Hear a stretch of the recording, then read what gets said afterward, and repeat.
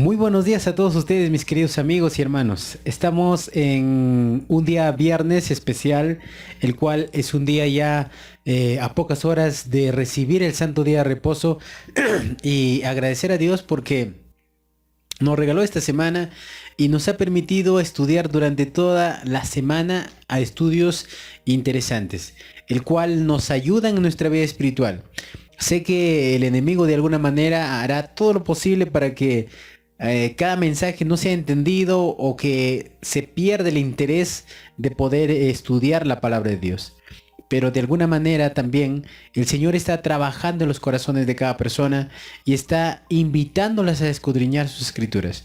Por esa razón, volvemos a decirles a ustedes que donde ustedes se encuentren, siempre puedan buscar a Dios a través de su palabra y poder entender las preciosas verdades que están encerradas en ese libro santo. El tiempo está tan cerca, llegamos a un tiempo muy difícil y el cual queremos nosotros prepararnos para los acontecimientos que puedan venir. El Señor nos está haciendo una invitación diariamente, ya sea por todas partes, pero de alguna manera nosotros somos los que elegimos seguirle o dejar de seguirle. Mis queridos amigos, el Santo Día de Reposo es un mandato del Señor. Ese día el Señor lo reposó. Está escrito en el Génesis capítulo 3.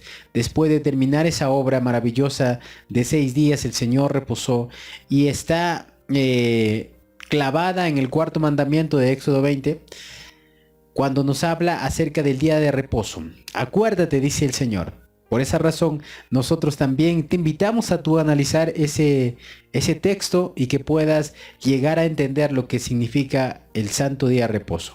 Mis queridos amigos, sin más preámbulo queremos ingresar a nuestro estudio, pero ante todo, como de costumbre, quisiéramos comunicarnos con nuestro Dios. Acompáñame donde tú te encuentres, vamos a orar. Maravilloso Señor, en este momento, postrados de rodillas ante ti, queremos agradecerte por la oportunidad que nos brinda de poder estar nuevamente en este momento.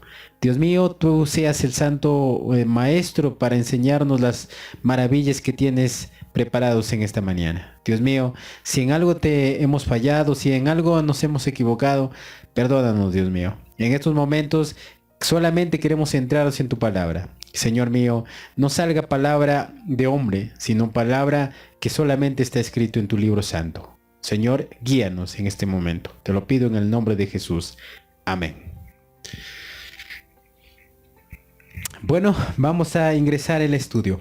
El estudio para esta mañana titula La obediencia trae frutos. ¿Cómo es este título? Que la obediencia trae frutos. Recuerden que el Señor siempre nos ha dicho que Él trae bendiciones en el momento cuando nosotros respetamos sus mandamientos. Vamos a ir a la pregunta. La pregunta dice, ¿cuál es la advertencia de parte de Dios a su pueblo? ¿Cuál es su advertencia? En el capítulo de Hebreos 4, Hebreos capítulo 4, el versículo 6 al 11. Dice así, vamos a leerlo.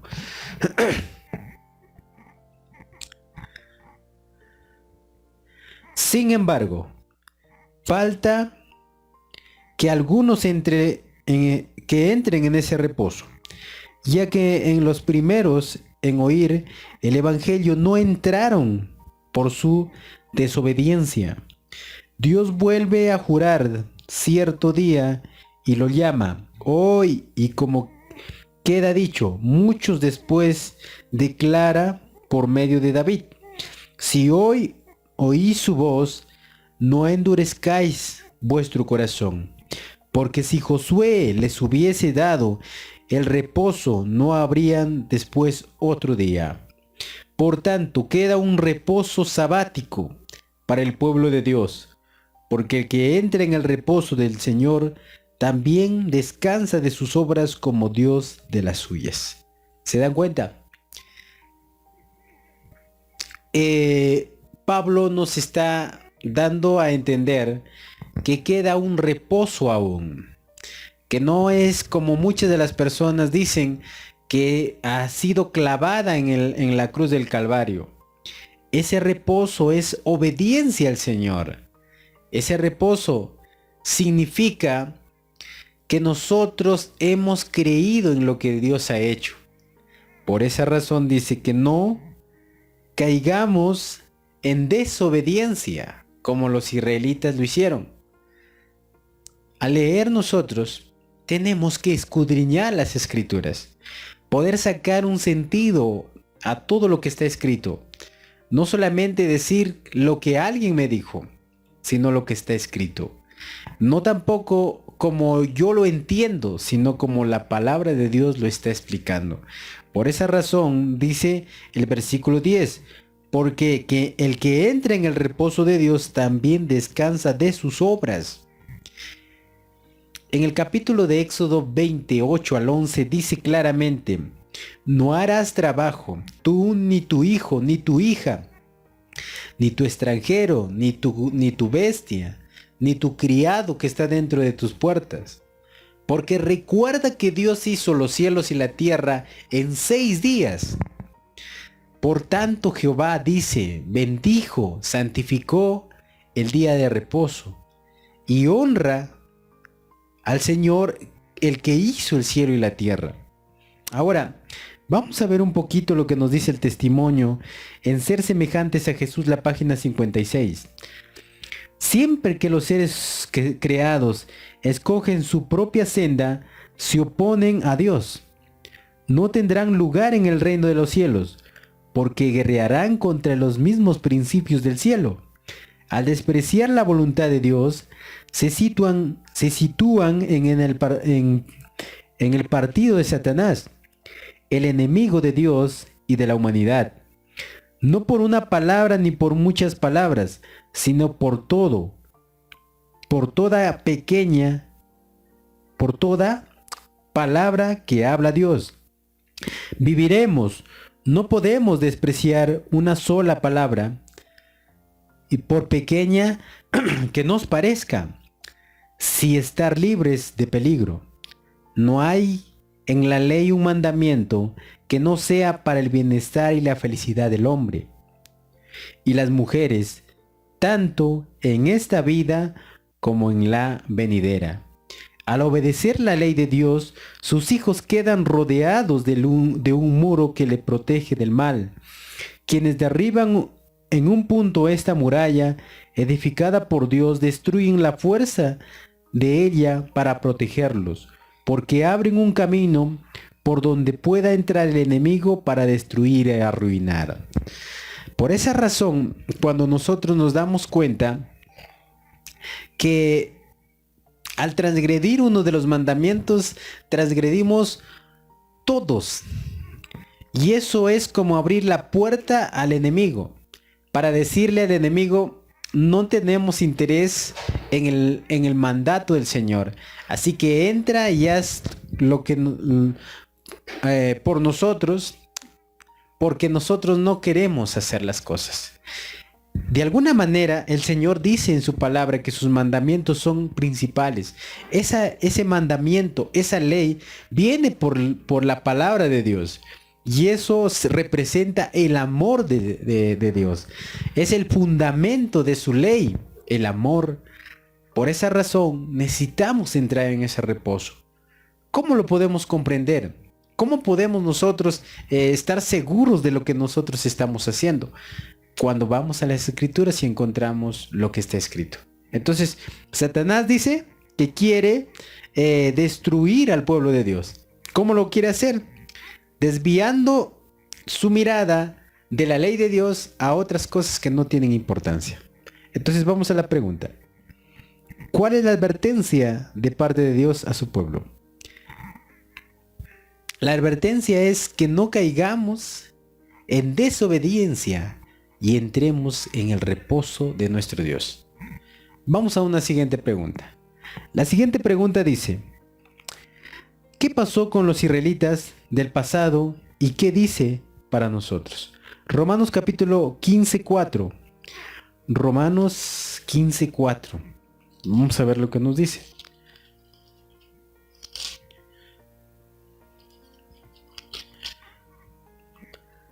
Todo lo que antes fue escrito para nuestra enseñanza fue escrito, para que por la paciencia y el consuelo de las Escrituras tengamos esperanza. Cuando nosotros leemos o el pecado que tuvo que pasar el pueblo de Dios, nos damos cuenta que nosotros podemos caer en la misma situación que los israelitas. ¿Por qué los israelitas cayeron en esa desobediencia? Porque lamentablemente su mirada siempre estaba en Egipto. Hoy en este tiempo nosotros podemos estar pensando lo mismo que los israelitas, viviendo más en el mundo, obteniendo más las cosas del mundo y dejando a un lado lo que el Señor ha prometido a su pueblo. Por esa razón dice que las cosas que fueron escritas en el principio fueron escritas para que por la paciencia y el consuelo de las Escrituras tengamos esperanza.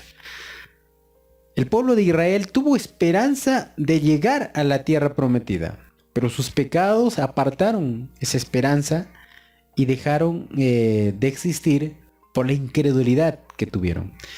En este tiempo muchos de los cristianos quedarán en el desierto de esta vida porque aman más sus posesiones antes de amar al Señor. Entonces, tengamos un cuidado único en esta parte, ya que nosotros no queremos ser parte de ese pueblo que sea desobediente a Dios. También dice en 1 Corintios el capítulo 10, el versículo 11. 1 Corintios 10, 11. Vamos a ver lo que nos dice. Dice así: estas cosas le sucedieron por ejemplo